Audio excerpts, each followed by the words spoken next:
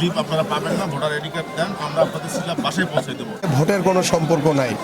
NID card নিয়ে voter slip দিতে হবে এমন কোনো কথা নেই। সেটা যার যার স্বাধীনতা রয়েছে।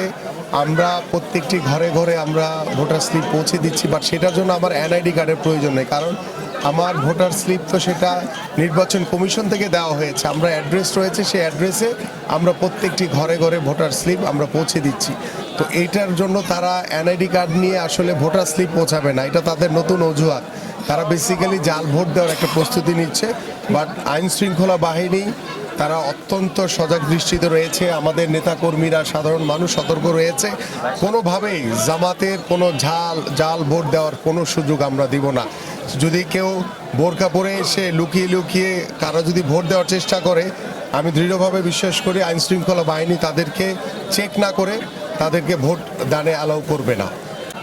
আমি আহ্বান করব যে প্রত্যেকেই আগামী 12ই ফেব্রুয়ারি এসে ভোট কেন্দ্রে আপনাদের ভোটটি প্রদান করবেন, কারণ ভোটটি হচ্ছে আপনাদের আমানত এবং এই ভোটের অধিকার আপনি প্রয়োগ করার মাধ্যমে আমরা একটি জনগণের সরকার প্রতিষ্ঠিত করতে পারবো। এবং আমরা আইন শৃঙ্খলার পরিস্থিতি অত্যন্ত স্বাভাবিক রয়েছে, আমাদের আইন শৃঙ্খলা বাহিনী তারা সতর্ক রয়েছে, আমাদের নেতাকর্মীরা সতর্ক রয়েছে যে জামাতের কোনো উস্কানি, কোনো বিশৃঙ্খলাকে আমরা কোনোভাবেই মেনে নিব না। এবং আমি প্রত্যেকটি ভোটারের কাছে আহ্বান করব যে আপনারা সকলেই উৎসব অবস্থায় এবং উৎসবমুখর পরিবেশে আপনারা ভোট কেন্দ্রে আসবেন এবং আপনাদের নাগরিক অধিকারটি প্রদান করবেন ইনশাআল্লাহ। জামাতের সৃষ্টিটাই তো আসলে সঠিক না।